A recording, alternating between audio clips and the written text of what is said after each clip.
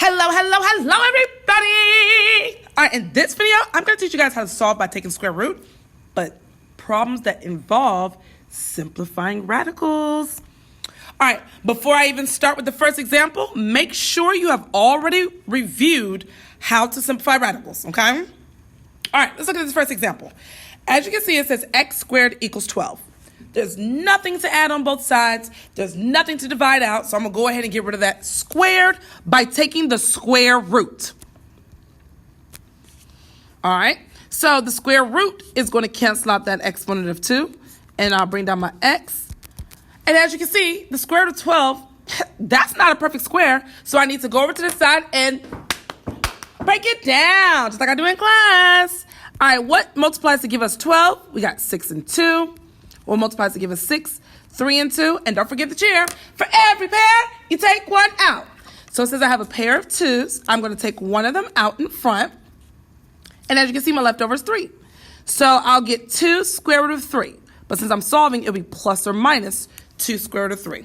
Another way to write this, I could say x equals positive 2 square root of 3. And x equals negative 2 square root of 3. Sorry about that. Let's look at another example. All right, in this case, there's nothing to add to both sides. There's nothing to subtract. However, I do have a 4 multiplied to the x squared. So to get rid of that 4, I need to divide both sides by 4. So then 28 divided by 4 gives me 7. And in order for me to get rid of that squared, I need to take the square root. Now, usually I'll go over to the side and try to break down 7. But if you notice, it's prime, because the only thing that multiplies to give us 7 is 7 and 1. So I'm not going to have any pairs to take out. So I'll just leave it as the square root of 7.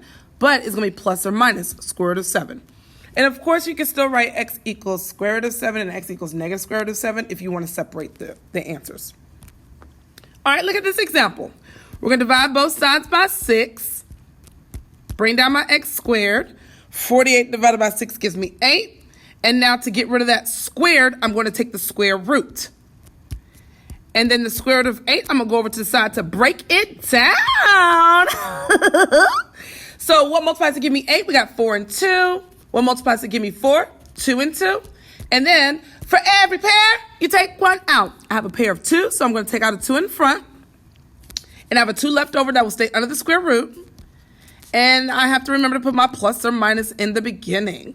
All right, let's look at one last example. Now, this is slightly different because it says x squared minus 4. Remember, we have to do the inverse operation. So the inverse operation of subtracting is to do what? You're so smart. Yep, add 4 to both sides. So then that'll give me x squared equal to 24. To get rid of that squared, I will take the square root. And then go over to the side to break down the square root of 24. I can use 6 times 4, break down 4 to be 2 and 2, and 6 to be 3 and 2. And then for every pair, you take one out. I have a pair of 2, so that will go out in front.